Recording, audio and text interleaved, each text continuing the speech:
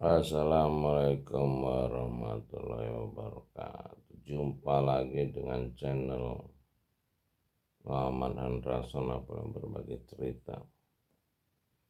Barusan saya nonton video TikTok tentang Tesla. Tesla ini berhasil menemukan frekuensi resonansi 369. 369 ini adalah frekuensi resonansi alam semesta. Lalu ada juga frekuensi 963 yang merupakan frekuensi pencipta yang sifatnya mengembangkan. Jadi frekuensi 963 mengembangkan, sementara frekuensi 369 ini menghancurkan. Nah, ini kalau digabung jadi satu, frekuensi 963 dan 369 ini bisa menghancurkan gedung 30 lantai dalam waktu 10 menit dengan resonansi gelombang 936, 963 dan 369. Ya, jadi memang yang dibilang neraka itu sebetulnya gelombang rendah. Gelombang rendah ini adalah 369. Sementara gelombang tinggi itu gelombang 963. Nah, ketika dua gelombang ini disatukan, maka akan terjadi benturan yang menghancurkan alam semesta. Nah, ini hanya bisa dicegah dengan kejujuran. Karena di kejujuran itulah ada angka 0, angka kekuasaan, angka la haula wala quwata illa billahil aliyil azim. Makanya doa-doa itu ditutup dengan amin. Amin itu jujur. Gelar Nabi terakhir Muhammad SAW itu Al-Amin. Nah, bangsa kita ini sebagai bangsa yang besar, ada Pancasila. Tapi sebetulnya masyarakat kita ini kenapa gampang sekali dijajah? Karena masyarakat kita ini berpikirnya nggak logika. Dia berpikirnya kenikmatan dunia gitu. Ya, kalau bahasa Nabi itu cinta dunia. Nah, karena cinta dunia itulah jadi para pendusta ini berkuasa di negara kita ini.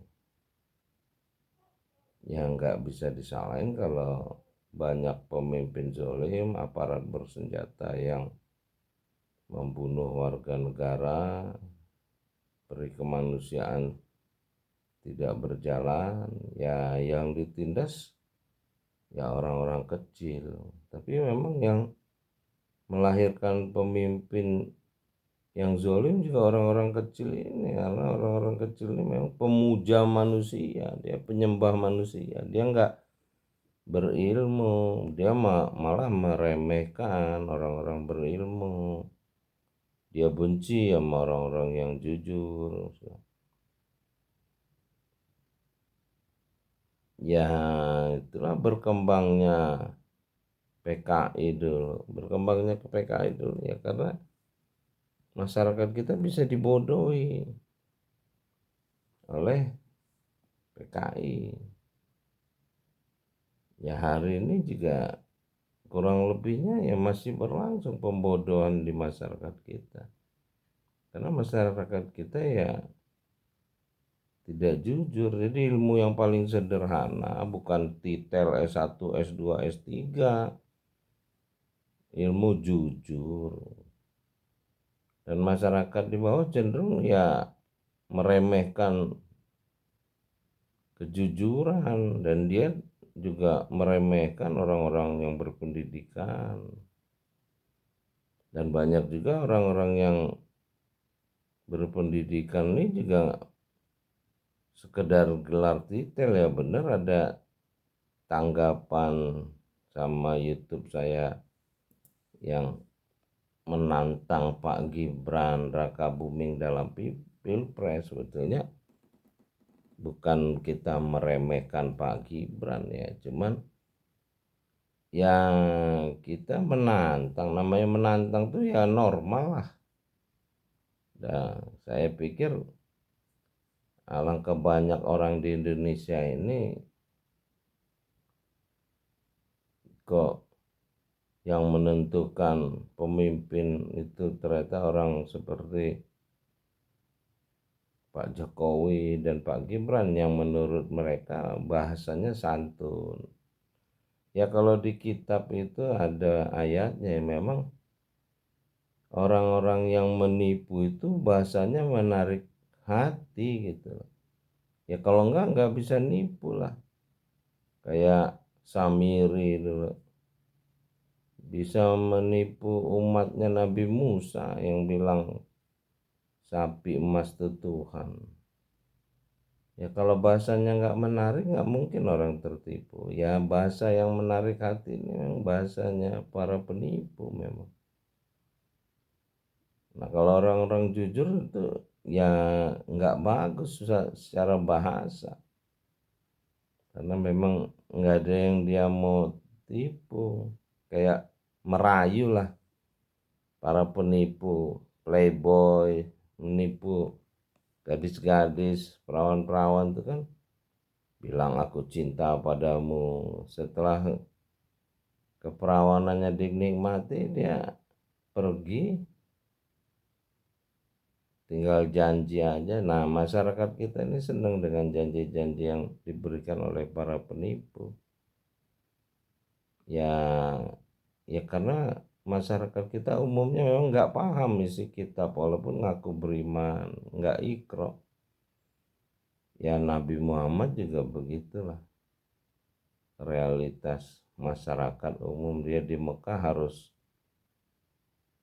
terusir dari kotanya sendiri, dari kalangan keluarganya sendiri karena ya dia menyampaikan kebenaran karena dia jujur dengan dirinya sendiri. Jadi kalau kita baca Al-Fatihah itu Alhamdulillahirabbil alamin arrahmanirrahim maliki yaumiddin iyyaka na'budu wa iyyaka nasta'in ihdinas siratal mustaqim siratal ladzina an'amta 'alaihim ghairil maghdubi 'alaihim waladdallin. Amin. Amin ini jujur dengan apa yang kita baca tadi. Nah sekarang orang nggak jujur dengan diri sendiri gitu. Karena dia melupakan dirinya dengan mencintai orang lain yang memberi angan-angan palsu itu tadi. Ya seperti seorang gadis yang tertipu oleh seorang perayu ulung. Ini masyarakat kita dari zaman Belanda dulu, Belanda itu menggunakan teknik budaya, jadi membuai masyarakat kita ini untuk terbuai dalam angan-angan surga neraka kalau kata Ronggo Jati itu.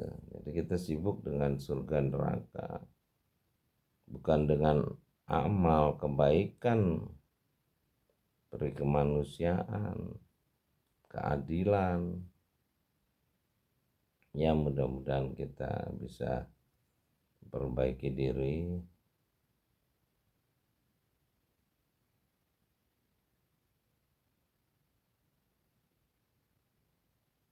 ya mudah-mudahan kita diberi kekuatan menolong. Salam dari Muhammad Andra Sonapran berbagi cerita. Assalamualaikum warahmatullahi wabarakatuh. Sampai jumpa. Alhamdulillahirabbil alamin.